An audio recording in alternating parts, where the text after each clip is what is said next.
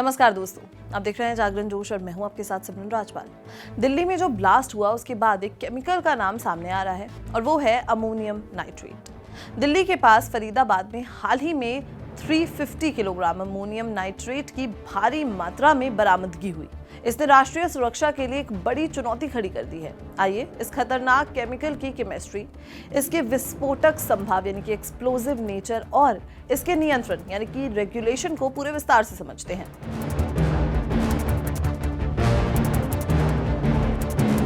Ammonium nitrate कितना भयानक हो सकता है, इसका अंदाजा इस बात से लगता है कि 350 केजी की इस मात्रा को अगर किसी एक्सप्लोजिव के साथ डेटोनेट किया जाता है तो इसका ब्लास्ट रेडियस 50 से 100 मीटर तक हो सकता है। इस रेंज के तीसरे हिस्से में तो पूरी तबाही यानी कि टोटल डिस्ट्रक्शन निश्चित है और 120 मीटर तक की इमारतों को भी भारी हानि हो सकती है। लेकिन ये केमिकल आखिर है क्या?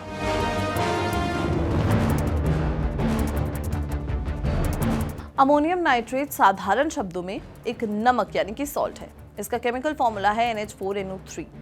ये अमोनिया NH3 और नाइट्रिक एसिड HNO3 से बनता है। ये ओडरलेस और सफेद क्रिस्टलाइन रूप में होता है। इसके दो मुख्य गुण हैं। पहला है खाद यानी कि फर्टिलाइजर। इसमें नाइट्रोजन की मात्रा जो है वो बहुत ज्यादा होती है, जिससे ये बेहतरीन पोषण तत्व बनाता है। दुनिया की खाद्य आपूर्ति यानी कि फूड सप्लाई में इसका बहुत बड़ा योगदान है और ये पानी में वाटर सोल्यूबल होने के कारण सिंचाई यानी कि इरिगेशन में उपयोगी होता है। फिर है ऑक्सीडाइजर। ये एक पावरफुल ऑक्सीडाइजर है। इसका मतलब ये है कि जलन यानी कि कंबस्टन को सपोर्ट करने के लिए ऑक्सीजन सप्लाई करता है। ये ऑक्सीडाइजिंग प्रॉपर्टी ही इसे विस्फोटक बनाने की क्षमता देती है।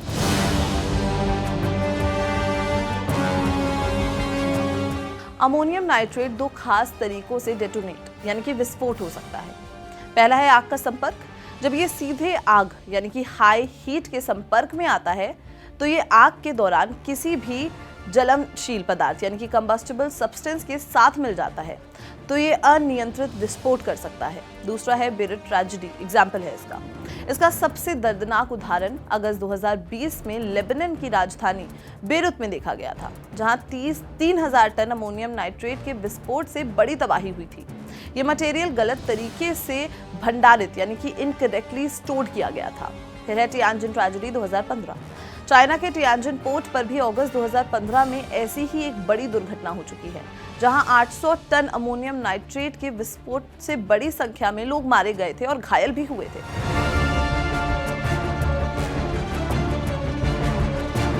अब इसके दूसरे रास्ते पर बात करते हैं, विस्फोटक के साथ मिलना यानी कि मिक्सिंग विद एक्सप्लोजिव। पहला है ANFO का निर्माण। जब अमोनियम नाइट्रेट को फ्यूल ऑयल जैसे किसी विस्फोटक सब्सटेंस के साथ मिलाया जाता है तो ये ANFO ammonium nitrate fuel oil बन जाता है। अगर इसके उपयोग की बात करें तो ANFO का उपयोग माइनिंग यानी कि खनन और कंस्ट्रक्शन जैसे उद्योगों में चट्टानों यानी कि रॉक्स को तोड़ने के लिए नियंत्रित विस्फोटों यानी कि कंट्रोल्ड डेटोनेशंस में होता है। अब अगर डेटोनेशन की जरूरत पर बात करें तो अमोनियम नाइट्रेट अपने आप में एक ट्रू एक्सप्लोजिव नहीं है। विस्फोट शुरू करने के लिए इसे बाहर से शुरुआत यानी कि एक्सटर्नल डेटोनेशन की जरूरत होती है। एक मजबूत डेटोनेटर लगने के बाद ही इसकी विस्फोटक शक्ति जारी यानी कि रिलीज होती है।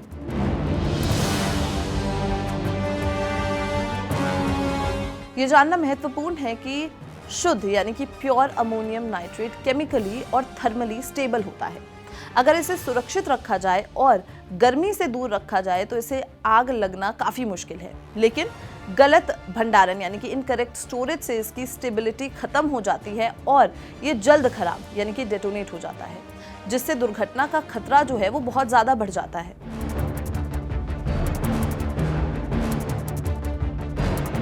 भारत में अमोनियम नाइट्रेट की खरीदी, बिक्री और भंडारण यानी कि स्टोरेज सख्त कानूनी नियंत्रण यानी कि स्ट्रिक्ट लीगल रेगुलेशन के तहत आता है। एक्सप्लोजिव एक्ट ऑफ 1884 के तहत 2012 में नियम बनाए गए हैं। पहला है विस्फोटक परिभाषा।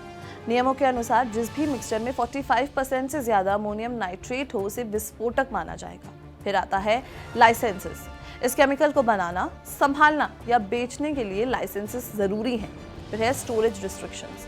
इसे आबादी वाले क्षेत्रों यानी कि पॉपुलेटेड एरियाज में स्टोर करना पूरी तरीके से मना है। इंपोर्ट और एक्सपोर्ट भी पूरी तरीके से नियंत्रित यानी कि टाइटली कंट्रोल्ड है।